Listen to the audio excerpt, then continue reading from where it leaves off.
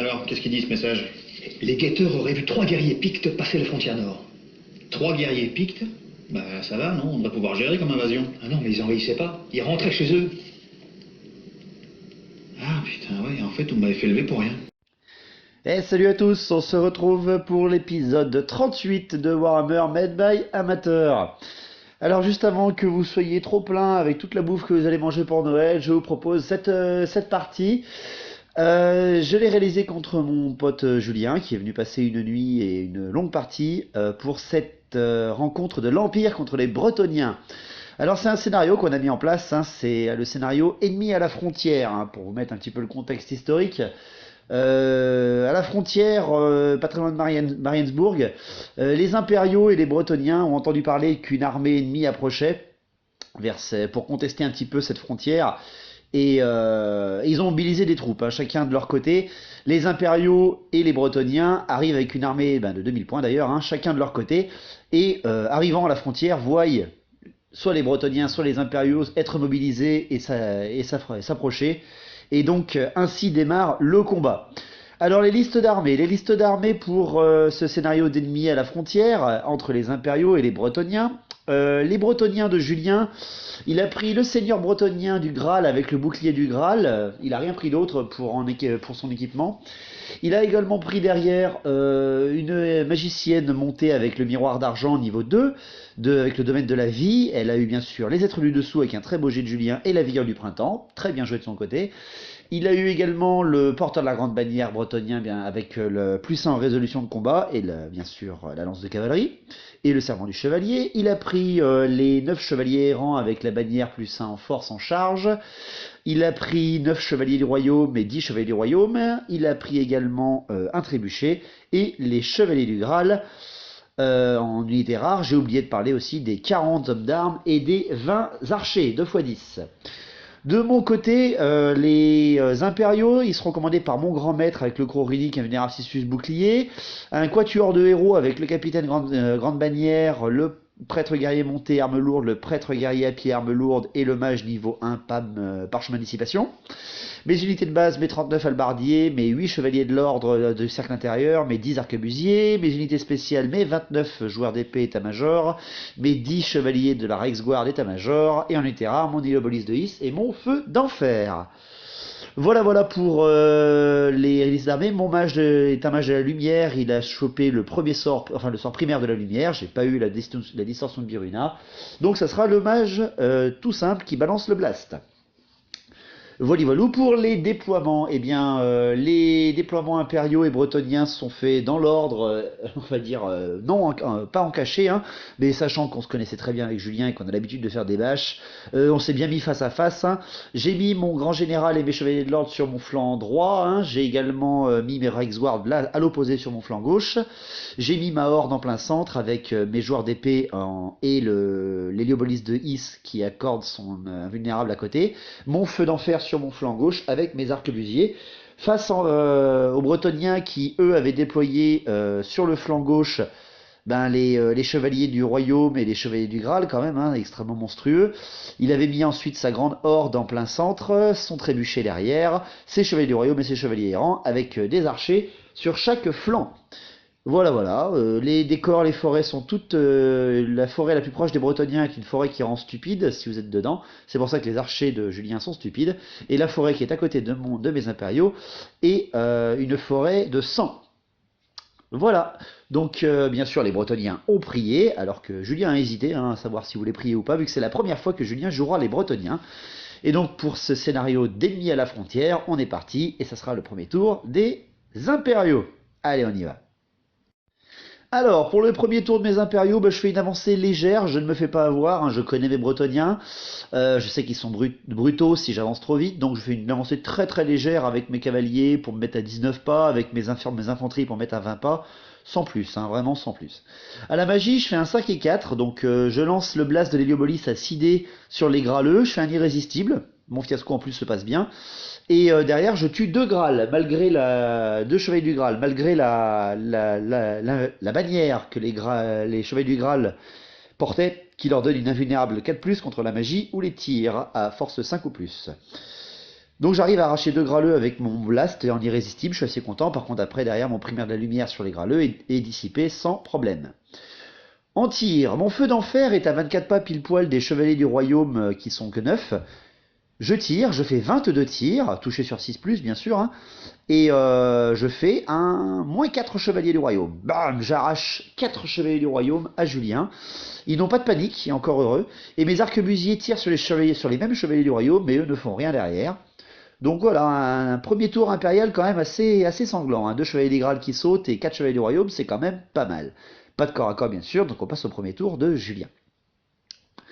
Julien pour les Bretoniens, il ne déclare pas de charge parce que je ne me suis pas assez avancé. Il fait une avancée de 1 pas, presque avec toutes ses unités. Il n'y a que ses archers qui passent dans la tour en fait, hein, ceux qui étaient sur son flanc gauche, pour se mettre à l'abri dans les murs. Les archers en forêt sont stupides parce qu'ils sont quand même loin de beaucoup de monde. Ils sont stupides et avancent de 2 pas. Bon, encore heureux, hein, ils sont pas trop inquiétants. Ils ne pourront pas tirer donc à ce tour-là. À la magie, ben, il fait un petit 4, donc 3 et 1.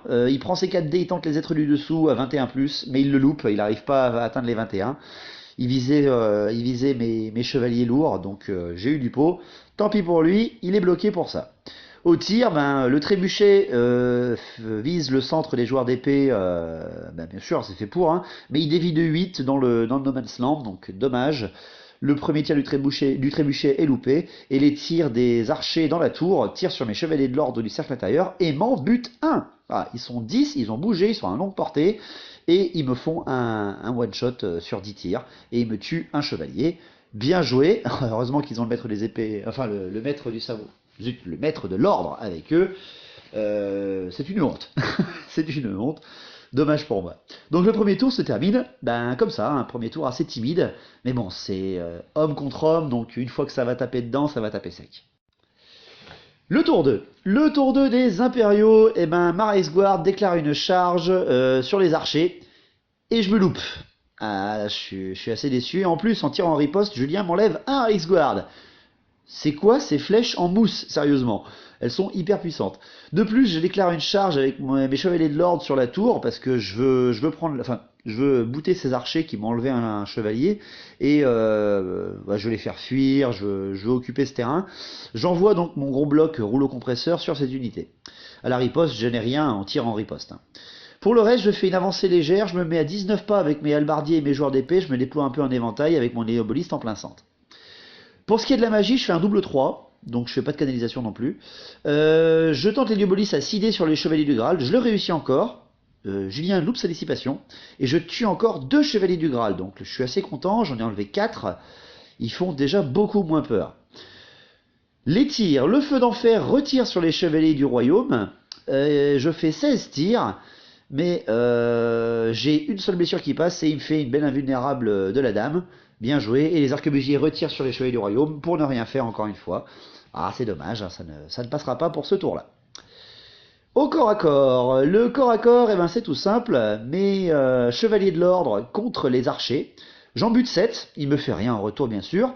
Il teste à 5, relançable parce qu'il a un porteur de la grande bannière pas très loin. Et ils tiennent. What? Ils tiennent, pas de soucis, ils sont tenaces, hein, dans un bâtiment. Enfin, ils sont indomptables, donc ils tiennent, et mes chevaliers sont repoussés. Donc je reforme mes chevaliers pour qu'ils se prennent les Bretoniens qui vont leur arriver dans la tronche, et je dis adieu à mon unité la plus coûteuse, à cause d'une connerie que j'ai faite. Hyper déçu David, je sais pas pourquoi j'ai fait ça, mais je l'ai fait. C'était débile. Donc voilà pour mon tour 2. Le tour 2 des Bretoniens. Le tour 2 des Bretoniens, c'est parti pour les charges doubles de Julien, j'ai avancé, il y va. Déclaration double de charge avec les chevaliers du royaume et les chevaliers errants sur ma horde d'albardiers. Les chevaliers du royaume loupent leur charge, dommage, donc les chevaliers errants ils vont tout seuls. Et charge double des chevaliers du royaume avec la GB et la magicienne, et des graleux avec le général sur les chevaliers de l'ordre. Était-ce bien nécessaire? Et les deux, bien sûr, réussissent. Il avance après légèrement ses hommes d'armes pour venir un petit peu finir ma horde si jamais les chevaliers errants ne suffisent pas. Alors là, quand je vois les charges multiples sur mes chevaliers, je leur dis adieu. Par contre, les chevaliers errants qui vont tout seuls dans la horde, là, je les attends. À la magie, il fait un T6 et 1, donc on a le même nombre de dés. Il tente une vigueur du printemps sur ses graleux, mais j'addissipe. Et derrière... il est bloqué pour faire les êtres du dessous, vu qu'il ne peut pas utiliser ce dommage direct au corps à corps. Donc je suis assez content. Ça se passe bien pour la magie. Les tirs. Son trébuchet tire encore une fois sur mes joueurs d'épée et dévie une nouvelle fois de 8 dans le No Man's Land. C'est dommage pour Julien, il n'y arrive pas avec ce trébuchet. Les archers dans la tour tirent sur les joueurs d'épée mais ne me font rien. Et les archers qui sont en face de la Reichsguard qui a loupé sa charge font rien non plus. Voilà, ils tirent sur la Reichsguard et ne font rien. Bon, en même temps, voilà, ils peuvent pas m'enlever un mec par tour, ça serait quand même moche. Les corps à corps, les chevaliers errants contre les hallebardiers. Il y a 4 chevaliers errants qui meurent, parce que je frappe à force 4, et j'ai mon prêtre guerrier qui frappe à force 6, et 4 hallebardiers de mon côté qui meurent. Donc avec mes bonus fixes, je fais fuir Julien et ses chevaliers errants. Ils fuient devant ma horde. Ils s'enfuient de 11, ils traversent les hommes d'armes, mais ne provoquent pas de panique, heureusement. Et derrière, mes hallebardiers ne poursuivent que de 5. Donc voilà, je me mets en position pour pouvoir faire une belle charge au tour 3. Les chevaliers du Graal avec leur général, plus la grande bannière avec la magicienne et les chevaliers du royaume, qui affrontent mes chevaliers de l'ordre avec mon prêtre guerrier monté et mon général avec le croc runique. Bien sûr, un duel est déclaré par le chef bretonien contre mon chef de maître de l'ordre. On s'enlève chacun un PV, malgré mon croc runique. Je suis un peu déçu. Il sauve quand même pas mal de... Il sauve 2 PV grâce à le bouclier du Graal. Très bien joué de la part de Julien. Et derrière, mes chevaliers du royaume sont anéantis par la charge multiple. Hein. Ça, il n'y a pas de souci. Je lui enlève rien, d'ailleurs, derrière. Hein. Et je m'enfuis, bien entendu, avec mon... c'est sûr et certain. Avec mon général et mon prêtre guerrier. Je sors de table. Et enfin, je sors même pas de table, d'ailleurs. Je me arrête à un pas. Et Julien me poursuit avec ses chevaliers du Graal. Et lui sort de table en me roulant dessus. Et en profite pour reformer ses chevaliers du royaume. C'était moche, c'était très très moche. Là, je viens de perdre mon gros nœud central et lui vient de perdre ses chevaliers errants. Bon, ben, c'est le jeu, hein, mais là, c'est dégueulasse, ça fait très très mal. Très bien joué de la part de Julien, et moi j'ai fait ma connerie, et je la paye durement. Voilà donc pour la fin du tour 2. Le tour 3. Le tour 3 des impériaux, eh bien, c'est la charge de la Reichsguard contre les chevaliers du royaume qui ont loupé leur charge. Hein. J'ai charge de flanc en plus, donc c'est parfait. De plus, je déclare ma charge de ma horde de hallebardiers contre la horde d'hommes d'armes de Julien, pour voir un petit peu ce que ça va donner, parce que j'ai jamais fait cet affrontement. Et je fais charger mes chevaliers du royaume sur les chevaliers du royaume avec la grande bannière. Pourquoi? Parce que j'ai beaucoup de bonus fixes. C'est combat grande bannière contre grande bannière. Ça pourrait être sympa et surtout, je peux bloquer ce gros rouleau compresseur. Pour les mouvements, bah, j'avance mon Illobolis pour qu'il soutienne les joueurs d'épée avec son invulnérable de 6+, et pour qu'ils puissent venir charger au tour 4. Pour ce qui est des arquebusiers, bah, ils avancent un petit peu, ils pourront donc pas tirer. Et le feu d'enfer, lui, pivote pour voir un peu mon flanc droit, parce que je sens quand les graleux vont revenir, ils vont faire mal. La magie, je fais 6, 5 et 1. Je tente mon blast de la lumière sur les archers du flanc droit de Julien. J'en bute 2, parce que voilà, je fais un peu de la mouise. Et derrière, après, mon Héliobolis est tenté, mais je suis dissipé. Bon ben voilà, hein, c'est logique. Il a une meilleure magie que moi. Pour les tirs, eh ben, je peux rien faire, parce que mon feu d'enfer et mes arquebusiers n'ont rien d'éligible. Mes arquebusiers ont bougé, mes feux d'enfer ne peut rien tirer. Donc directement corps à corps. La Reichsguard contre le flanc des chevaliers du royaume. Je tue 2 chevaliers du royaume et il ne me fait rien. Ce qui fait que ben, je l'écrase avec une charge de flanc et 2 pertes. Et Julien teste et reste. À 3 chevaliers, il reste et il ne bouge pas. Donc il se reforme et me bloque ma Reichsguard. Hyper déçu, les mecs ils sont aussi tenaces que la Reichsguard. Très très beau jet de commandement de Julien. Pour ce qui est de ma horde contre la horde, alors j'ai une petite faiblesse parce qu'il m'en manque quelques-uns à cause de la charge des chevaliers errants, mais j'ai la haine au premier round et lui derrière, il a la ténacité grâce à la couronne de commandement que porte son paladin. J'ai oublié de le dire dans sa liste d'armée d'ailleurs, qui est au milieu de ses hommes d'armes. Donc, on frappe en même temps, on se fait très très mal, le paladin tue quelques hommes à moi, mais au final, j'arrache 21 hommes d'armes et lui me décale que 14 hallebardiers, en comptant les attaques de nos héros. Hein. C'est monstrueux. C'est très très sanglant, hein. On frappe en même temps en plus, donc les pertes sont très importantes des deux côtés. C'est très sanglant ce côté. On a adoré ce passage-là. Les hommes d'armes donc testent, mais ils testent à 8, hein, pas de souci, vu qu'ils sont tenaces. Et grâce au paladin, ils restent sans aucun problème. Donc vraiment une horde d'hommes joués avec la couronne de commandement, hein. C'est très très intéressant. Surtout quoi, là, on n'a pas déclaré de défi. On voulait voir ce que ça faisait en meulant dans la tête. Les joueurs d'épée contre les chevaliers du royaume. Je perds un joueur d'épée parce que le paladin arrive à me faire mal. Mais derrière, je tue 2 chevaliers du royaume. Malgré mes bonus fixes, les chevaliers du royaume testent et restent. Donc, très très bien joué de la part de Julien. Ces tests de commandement lui ont permis en fait de résister à toutes mes charges. Très très très bien joué de sa part. Donc le tour 3 des Bretonniens. Tour 3 des Bretonniens, déclaration de charge, il n'en fait aucune, Julien, parce qu'il n'a rien d'éligible. En mouvement, il tente le ralliement de ses chevaliers errants, mais il se loupe, malheureusement, et ils sortent de la table. Ça, c'était dommage, par contre, c'était vraiment dommage. Et il y a le retour de ces chevaliers du Graal, mais vu qu'ils arrivent en tant que renfort, ils ne peuvent pas charger. Donc ils avancent un petit peu pour venir aller aider les joueurs d'épée juste après. Aller attaquer les joueurs d'épée juste après. À la magie, il fait 11, 6 et 5, mais c'est dommage, il peut faire que la vigueur du printemps. Donc Julien tente la vigueur du printemps sur ses chevaliers du royaume et il en récupère un grâce à la règle de résurrection. Donc il récupère un chevalier du royaume, c'est bien joué, il récupère ce qu'il peut, c'est toujours ça. Pour les tirs, le trébuchet tire sur les arquebusiers et il fait un incident de tir et il est bloqué 2 tours. C'est dommage pour Julien, il a du mal.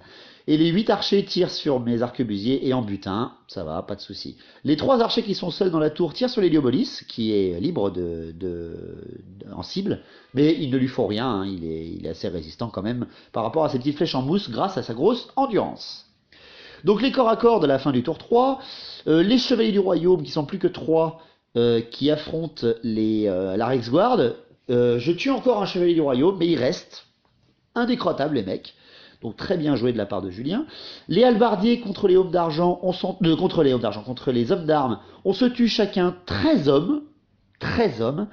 Donc il tient encore au combat, pas de souci pour lui.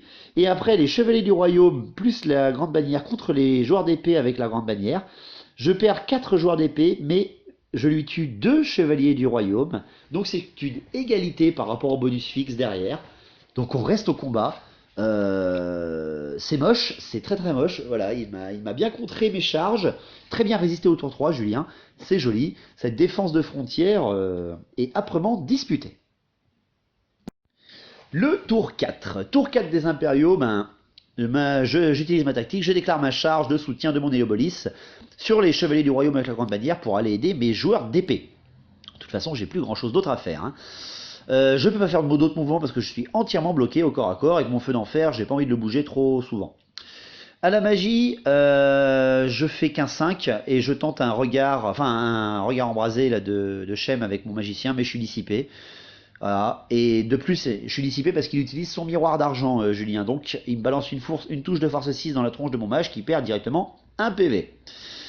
Après, il me restait un petit dé pour lancer une prière à vulnérable 5+, de mon prêtre à pied dans les halbardiers, et elle passe. Donc c'est quand même assez intéressant. Les tirs, mes arquebusiers tirent sur les archers, j'en tue 2. Voilà, donc c'est un échange de tirs d'aveugle hein, entre les petites unités là. Voilà, on se mitraille chacun, mais on pas assez pour nous faire nous enfuir. Corps à corps. Les corps à corps, la Rexguard contre ces chevaliers du royaume. Chacun s'en tue un, voilà, je tue un chevalier du royaume et il me tue un Rexguard. Et derrière, les chevaliers du royaume, enfin le chevalier du royaume qui reste. Non, il ne s'enfuira pas, il restera jusqu'à la mort. C'est à partir de là qu'on a senti que la partie allait se jouer jusqu'à la mort. Les halbardiers contre les hommes d'armes, je ne tue que 2 hommes d'armes parce qu'il faut dire qu'on n'a plus beaucoup d'unités, hein. On n'est plus que 5 contre 4. 2 hommes d'armes qui meurent et 3 halbardiers qui meurent, ce qui fait que ma sauvegarde invulnérable que j'ai passée grâce à mon prêtre ne sert à rien. J'arrive pas à en se faire une seule. Je perds de 1 le combat, je fais un test de commandement à 7 et je m'enfuis. Je suis hyper déçu et je suis rattrapé par les 2 hommes d'armes survivants et leur paladin. C'est moche, je suis largement déçu. J'espérais au moins que l'un ou l'autre meure au combat, pas qu'on s'enfuit, quoi. Surtout pour s'enfuir devant 3 pélos. Mais non, c'était très bien joué de la part de Julien. Comme quoi, la ténacité bat la haine sur un combat d'infanterie. Donc très bien joué, je perds les points de ma horde d'albardiers et de mon prêtre guerrier. Enfin, le bloc de Chevalier du Royaume avec la Grande Bannière et la Magicienne contre mes joueurs d'épée et l'Héliobolis. L'Héliobolis arrive avec sa force de 5 en charge et arrive à buter, grâce en plus à une petite aide des joueurs d'épée, 4 Chevaliers du Royaume. Et Julien derrière n'arrive à me tuer que 2 joueurs d'épée et n'a rien à faire sur l'Héliobolis.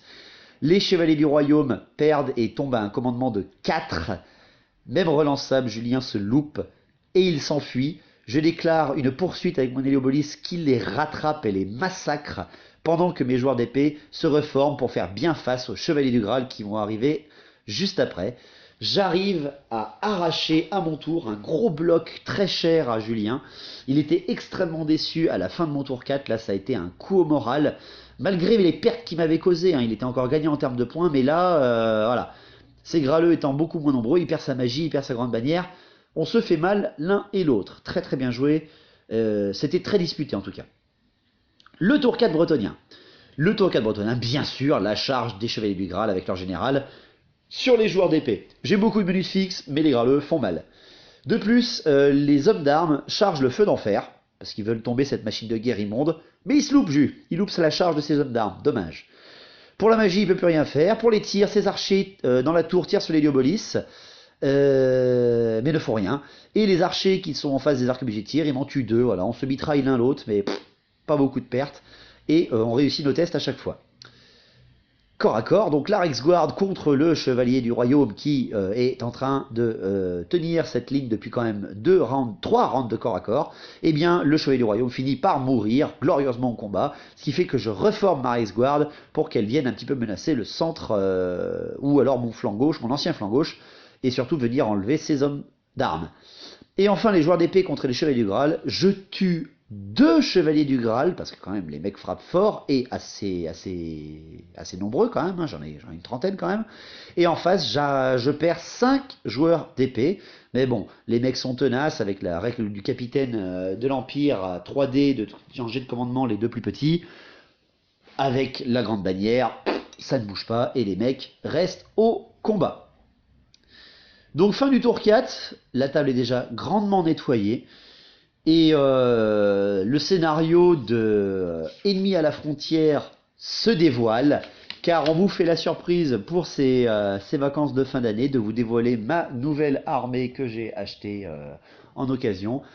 C'est alors que, au plus fort des combats, alors que les hommes s'entretuent allègrement, des corps très sombres arrivent et font vibrer les âmes et les cœurs, les font trembler, ces pauvres hommes en train de se massacrer. Et depuis les bois arrivent de l'ombre les hommes bêtes. 1750 points d'hommes bêtes qui débarquent d'un coup sur la table. Le véritable ennemi n'était donc pas l'armée humaine qui était mobilisée du début, mais bien cette harde d'hommes bêtes qui arrive. Alors la harde d'hommes bêtes, elle est composée d'un seigneur du chaos, enfin d'un seigneur homme bête, avec la hache qui donne plus une attaque. Il a également la couronne de ténacité et une armure lourde.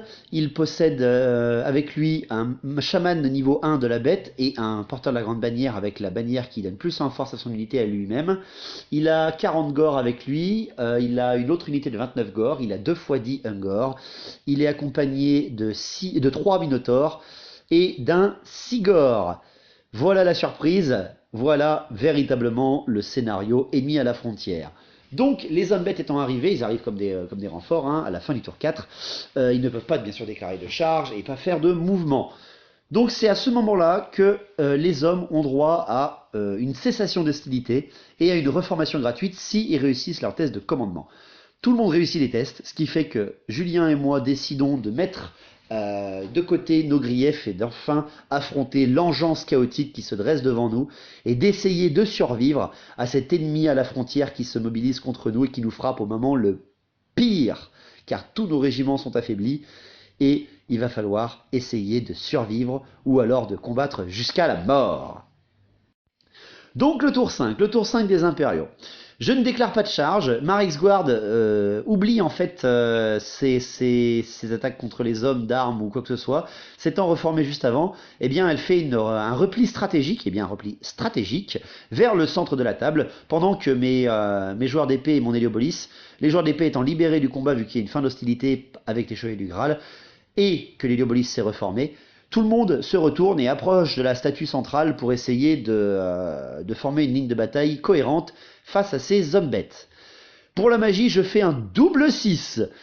Mon mage étant en face du Sigor, il faut absolument tomber ce monstre tout de suite, je lance à 6D le primaire de la lumière sur le Sigor, et je lui enlève 2 PV. 1 des 6 touche force 6. Alors, bien sûr, le chaman homme bête a le droit de dissiper de son tour, mais il se loue complètement. J'arrive donc à passer mon primaire de la lumière et à enlever 2 PV au Sigor. De plus, il me reste assez de dés pour lancer l'Héliopolis au maximum sur le Sigor encore une fois, et je lui retire 2 PV, encore une fois. La bête étant immunisée psychologie ne bougera pas, mais il ne reste plus qu'un seul PV, elle est déjà très affaiblie. Mon feu d'enfer au tir voit un groupe de 30 gores avec un chaman, enfin de 29 gores et un chaman qui vient d'arriver devant eux. Il tire dessus, il fait 20 tirs et il décalque 4 gores. Je ne fais pas de corps à corps vu qu'on est tous libérés du corps à corps. C'est donc au tour de Julien. Le tour 5 des Bretoniens, il fait également reformer un petit peu sa ligne. Il avance ses Chevaliers du Graal pour essayer de former une ligne avec mes Impériaux. Et il retourne ses archers pour orienter les Minotaures. Et mobilise un peu ses hommes d'armes, vu qu'ils sont plus très nombreux, pour un peu former une ligne de soutien à mes arquebusiers quand ils risquent de mourir. À la magie, il ne peut plus rien faire malheureusement, donc on passe directement au tir avec son trébuchet qui met le gabarit sur le Sigor, mais qui dévie de 10 et qui tombe en plein milieu de la horde de gore du général adverse et en arrache 9. Bien joué Julien. De plus, les archers tirent sur le Sigor, mais malheureusement ne lui font rien. C'est dommage. Pas de corps à corps non plus pour les Bretoniens, donc on passe au 5e tour, enfin au tour 5, des hommes bêtes. Voilà, on a décidé de le jouer un petit peu comme... c'est un 3e joueur, c'est mon collègue qui est venu jouer, qui nous a fait le plaisir de jouer avec nous, et qui joue son propre rôle. S'il attaque quelqu'un, bien sûr, il ne peut combattre que cette personne-là. Autrement dit, s'il attaque l'impérial, et qu'il ne peut pas attaquer le bretonien, eh bien il ne peut combattre que autour de l'impérial et à son tour. Vous verrez, vous allez très vite comprendre. Donc l'homme bête déclare une charge sur des Minotaures avec les Minotaures sur les archers de Julien. Il tire en riposte, mais malheureusement ne fait rien. Il charge également avec ses 30 gores sur mes arquebusiers, mais il loupe sa charge et mes tirs en riposte en arrache un. Tant mieux. De plus, il avance au maximum avec ses 1 gore sur la gauche, qui ne sont pas stupides grâce au commandement de leur général, vu qu'ils ont démarré dans les bois, et il fait une avancée normale avec ses gores sur la droite pour pouvoir tirer. Il avance également au maximum avec sa horde, à 10 pas, pour pouvoir, avec le Sigor également qui fait une avance normale pour pouvoir balancer son rocher. À la magie, il fait un double 2, il tente le plus en force et en endurance sur le Sigor pour le rendre plus résistant, il fait un 10, donc il le passe, mais derrière moi, mon mage, on a décidé que c'était moi qui dissipais parce que j'avais l'Héliopolis qui me donnait un dé de plus. Mon mage impérial fait un 15 et empêche le Sigor d'avoir un bonus de force et d'endurance. Tant mieux. Au tir, le Sigor lance son caillou sur mes joueurs d'épée, mais il dévie suffisamment pour ne pas me faire de dégâts, je suis assez content. Et les Ungor tirent sur mes arquebusiers, mais ne font rien. Par contre, le corps à corps des Minotaures contre les archers, frappant avant les Minotaures car ils ont des armes lourdes, les archers arrachent 2 PV aux Minotaures avant de se faire annihiler, bien entendu, et que les Minotaures poursuivent leur charge. Donc voilà la fin du tour 5. La surprise est là, et il va falloir qu'on tienne, et ça va être dur. Le tour 6. Le tour 6 impérial, les mouvements, la Rexguard et l'Héliopolis avec mes joueurs d'épée reforment enfin une ligne correcte en centre de table. Et je peux quasiment rien faire d'autre à part retourner mon feu d'enfer et laisser mes arquebusiers et mon mage mourir. À la magie, je fais un double 3, donc avec mon 6, je prends 6 dés, et je tente le blast au maximum sur le Sigor. Je fais un irrésistible 6, je perds 3 arquebusiers et mon mage meurt. Par contre, j'arrache le Sigor derrière. Donc bien joué, mon petit mage s'est largement rentabilisé à 65 points en arrachant le Sigor. Bien joué, mon petit mage. Les arquebusiers ne s'enfuient pas d'ailleurs, malgré une perte de 3 des leurs par l'explosion du mage de la lumière. Ils resteront et mourront au combat. Pour les tirs, mes arquebusiers et mon feu d'enfer tirent sur les 30 gores, et avec l'alliance de tous ces tirs, n'en tuent que 4. Pas de quoi faire une fuite, mais c'est pas grave. Pas de corps à corps pour mon tour 6 impérial, donc on passe au tour 6 bretonien. Le mouvement des chevaliers du Graal des Bretoniens les fait avancer sur la même ligne que moi. Le trébuchet également se tourne pour pouvoir avoir une meilleure vue. Et surtout pour pouvoir accueillir la charge des Minotaures qui vont pas tarder. Et les réorienter en hors de table, bien entendu. À la magie, il ne peut toujours rien faire, donc tire le trébuchet, vise le centre du régiment de Gore avec le chaman, et nous fait un hit magistral, très bien joué de la part de Julien, et nous en arrache 10. Il reste grâce au commandement de leur général, les Gore, pas de soucis pour eux, toujours pas de corps à corps pour les Bretoniens, donc tour 6 des hommes bêtes. Le tour 6 des hommes bêtes, eh ben, les Ungors sont toujours stupides, ceux qui démarrent de la gauche, donc ils avancent bêtement. Il y a une charge des Minotaures sur le trébuchet, bien entendu, il n'a pas de problème pour les Minotaures. Et pour le reste, ben, il avance sa ligne. Hein. Il avance en plein centre avec le chaman qui, lui, charge les arquebusiers, par contre, j'ai oublié, oui, et qui réussit sa charge, là aussi, sans problème, malgré un tir en riposte qui ne lui fait rien. À la magie, il fait 4 et 1, il fait 5, il prend 5 dés, il tente le plus en force et en endurance sur les Gores avec le chaman, mais je le dissipe encore une fois, parce que j'ai autant de dés que lui, c'est assez sympa. En tir, il ne peut rien faire, vu qu'il est soit stupide, soit qu'il n'a pas vraiment de choses à tirer, donc il fait le corps à corps. Le corps à corps, les Minotaures contre les trébuchets, est-ce bien nécessaire? Le trébuchet est arraché complètement et les Minotaures sortent de la table en charge irrésistible, non contrôlée vu qu'ils sont frénétiques. Les Gores contre les arquebusiers, je tue un Gore, mais après mes arquebusiers sont tous tués, et il fait une charge irrésistible sur les hommes d'armes qui s'étaient placés juste derrière et qui les bloquent donc, avec le paladin tenace. Donc c'est la fin du tour 6, techniquement c'est la fin de la partie, mais vu qu'un nouvel ennemi approche, c'est l'ennemi à la frontière, il faut l'abattre. On jette un dé en fait à chaque fin de tour à partir de là, et au tour 6 si on fait un 1, la partie est finie. Au tour 7 si on fait un 1-2, la partie est finie. Si on fait au tour 8 un 1, 2, 3, la partie est finie, etc., etc., etc. On jette le dé pour la fin du tour 6, et ce n'est pas la fin, donc on continue pour le tour 7. Espérons que ça ne dure pas trop longtemps. Le tour 7, c'est parti. Le tour 7, je déclare une charge avec mon Héliobolis et ma Reiksguard sur la Horde, avec la Horde de Gore. Malheureusement, la Reiksguard loupe la charge et laisse l'Héliobolis y aller tout seul. Là, par contre, je suis hyper déçu. Mes joueurs d'épée tentent une charge sur les Gore avec le chaman pour aller aider les hommes d'armes, mais je la loupe aussi. Je suis extrêmement déçu, je loupe 2 charges sur 3 et qu'il ne fallait surtout pas louper. À la magie, je me foire, je peux rien faire de toute façon. Donc le tir, je passe au feu d'enfer. Et avec le feu d'enfer, je vise les Ungors du flanc droit des hommes bêtes. Je fais un beau tir, mais j'en arrache que 3. Et ils restent, parce qu'ils ont leur général pas très loin. Malgré... non, ils ont leur porteur de la grande bannière pas loin, malgré leur petit commandement. Bon, bah tant pis, hein. Le corps à corps de l'Héliobolis contre la Horde, j'arrache 2 Gore grâce aux touches d'impact, mais derrière, il y a un fait de place du général et un fait de place de du porteur de la grande bannière, et mon Héliobolis se fait arracher la tronche, parce qu'il ne faut pas oublier qu'avec la bannière de puissant en force, ils font extrêmement mal les hommes bêtes, et de plus la règle de fureur primitive leur permettant de relancer toutes les jets de toucher loupés quand ils réussissent un test de commandement, c'était monstrueux. Je perds donc mon Héliobolis à ce combat. Tour 7 bretonien, les chevaliers du Graal se reforment pour aller être en position de soutien au tour 8, s'il y en a un, pour les hommes d'armes.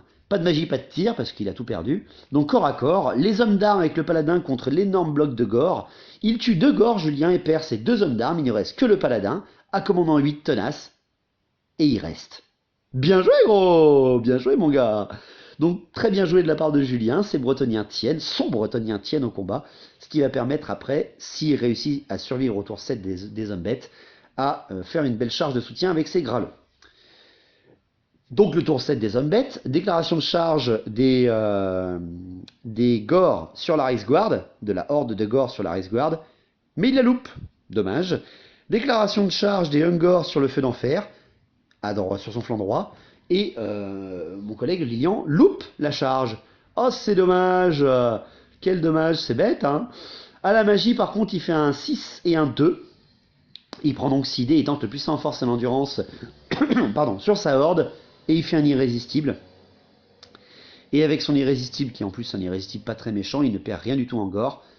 eh ben, il réussit son sort et sa horde devient absolument monstrueuse, avec des gores qui frappent à force 4, qui ont endurance 5, et des généraux qui ont endurance 6 et qui frappent à force 7. C'est dégueulasse.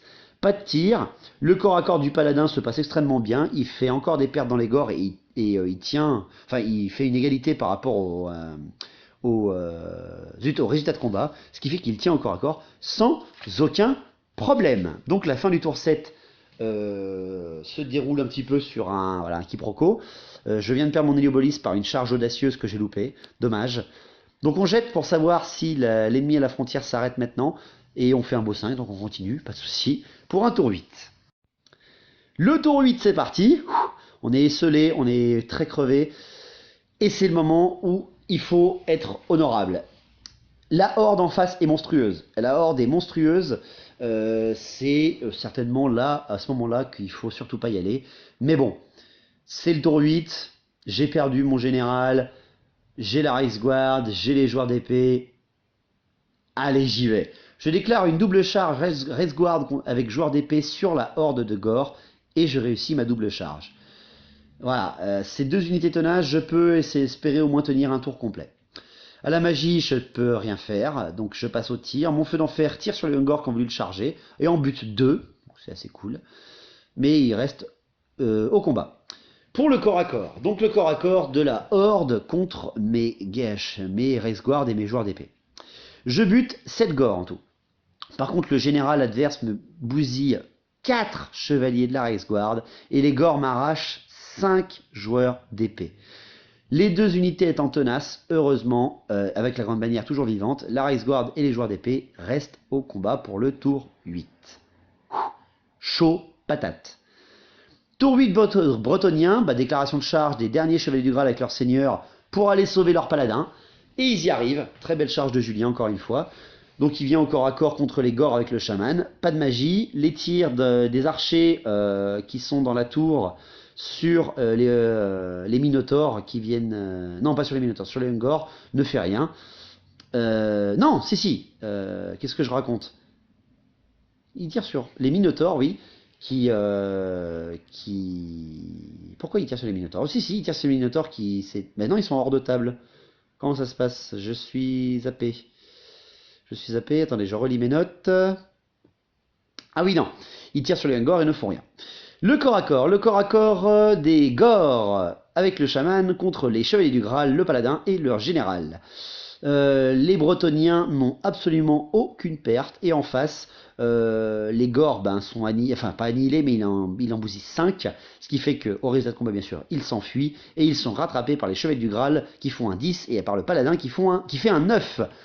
Derrière, ils provoquent en plus une panique des Ungor qui menaçaient mon feu d'enfer, et eux fuient de 8, étant plus que 3, ils ne pourront pas se rallier sauf sur un double 1. Très très bien joué de la part des Bretoniens. Julien sauve la mise, au moins sur ce flanc-là. Le tour 8 des hommes bêtes, le retour des minots qui étaient sur le bord de table. Ils me chargent, bien entendu, vu qu'ils étaient arrivés juste avant. Et ils sont plus que 2 parce que, oui, les archers ont rien... Non, ils sont pas tirés sur le Ungor, ils sont tirés sur les Minotaures. C'est bien ça, je me suis gouré. Donc les Minotaures chargent de flanc la Reichsguard. Pas de problème. Ils tentent de rallier ces Ungor, mais ils loupent le double 1, donc ils s'enfuient et sortent de table, dommage. Et les Ungor, après, avancent au maximum qu'il est sur son flanc gauche pour aller menacer la tour, qui est tenue seulement par 3 archers tout au bout. À la magie, il peut plus rien faire parce que son chaman est mort, il peut pas rien faire en tir, donc corps à corps tout de suite. La horde de Gore avec le général, la grande bannière, plus les Minotaures qui chargent de flanc, la Reichsguard et qui est en soutien des joueurs d'épée avec ma grande bannière. La Reichsguard tue... Oui, non, elle tue le Minotaure qui était blessé. Je dis n'importe quoi. Excusez-moi, là, j'arrive pas à lire mes notes. En même temps, la partie, on l'a fait en pleine nuit. Je vous dirai les horaires à la fin. La Reichsguard arrive à arracher un Minotaure, mais meurt après face à la pluie d'attaque des Minots. Ma grande bannière meurt. Et mes joueurs d'épée ne sont plus que 8 contre une quinzaine de Gore avec leurs généraux et les 2 Minotaures. Mais ils tiennent, les joueurs d'épée tiennent grâce à la règle de ténacité. Donc heureusement que le centre ne cède pas. Mes unités mourront dans l'honneur, mais ils ont tenu un tour complet de corps à corps. Bien joué de la part de mes impériaux. C'est la fin du tour 8, il faut faire 1, 2, 3 pour que la partie s'arrête là. Julien jette et il fait un 8. Un 8, il fait un, merde, n'importe quoi. Il fait un 6. Donc c'est parti pour un 9e tour. Le tour 9 des impériaux. J'ai plus de mouvement, j'ai plus de magie. Au tir, j'ai le feu d'enfer qui peut tirer sur les Ungors à l'autre bout de la table et j'en tue un. Voilà, mais sans surprise du tout. Pour les corps à corps, mes joueurs d'épée contre contre les gores avec les minotaures, ben, la Lilian me roule dessus, mes joueurs d'épée meurent bravement au corps à corps, en emportant avec eux quelques gores, mais vraiment quelques-uns, vu qu'ils frappent en même temps que les minotaures, et c'est eux qui les annihilent. Donc voilà, hein, la table est nettoyée au centre, Lilian reforme ses minotaures et ses gores. Tour 9 des Bretoniens, eh bien reformation des Graleux et des hommes d'armes hein, qui ont mêlé tout ce qui, enfin du paladin, qui ont mêlé tout ce qu'ils ont en face de lui. Pas de tir, pas de magie, pas de corps à corps pour le tour 9, c'est extrêmement court. Donc tour 9 des hommes bêtes, déclaration de charge des minotaures sur mon feu d'enfer, déclaration de charge des gores de la horde qui s'est reformée sur les chevaliers du Graal, et déclaration de charge des Ungors vers les archers. Eh bien les 3 charges des hommes bêtes sont foirés. Wouh! Ça c'est cool pour le tour 9. Je m'en sors vachement bien parce que sinon j'étais annihilé. Donc tour 9 des hommes bêtes étant bloqué, inutile, eh bien pas de combat à part la mise à mort de mes joueurs d'épée au début du tour. On jette le dé sur un 1, 2, 3, 4, on arrête la partie et on refait un 5. Oh putain! Donc on va faire un tour 10, on continue. Le tour 10 des impériaux, je ne peux rien faire en mouvement et en magie, je n'ai plus que mon feu d'enfer, qui voit les minotaures, qui ont anéanti ma race guard et mes joueurs d'épée. J'aligne ma machine, je jette mes dés, je fais 16 tirs, qui touchent sur 6+. Je fais 8 touches qui réussissent, et force 5 sur endurance de 4, je bute les 2 minotaures. Je les explose dans une superbe démonstration de puissance et de précision de mes impériaux. Julien, on s'est tapé dans les mains en disant ouais, super bien joué, oh. Alors là, on était contents. Hein. Oh purée, j'enlève les minotaures grâce au feu d'enfer. Grosse surprise de la partie là, hein, du feu d'enfer. Donc, je m'arrête là pour mon tour parce que je peux plus rien faire. Donc tour 10 des Bretoniens. Charge des chevaliers du Graal et du paladin sur les gores avec le général et la grande bannière. Le général et la grande bannière sont monstrueux, les gores sont encore très nombreux, mais Julien a décidé de faire comme moi jusqu'à la mort et d'envoyer ses dernières forces dans la bataille pour abattre ces engences du chaos. Toujours pas de magie, les archers tirent sur les Ungors qui s'approchent d'eux et en tuent un, alors qu'ils sont plus que 3, bien joué les mecs. Donc le corps à corps du paladin avec le chevalier du Graal, enfin les chevaliers du Graal survivants et le seigneur du Graal contre le seigneur Humbet, le porteur de la grande bannière Humbet et les derniers Gors. Le paladin meurt parce qu'il tombe en face du général Humbet. Par contre, la grande bannière Humbet est abattue par le seigneur du Graal.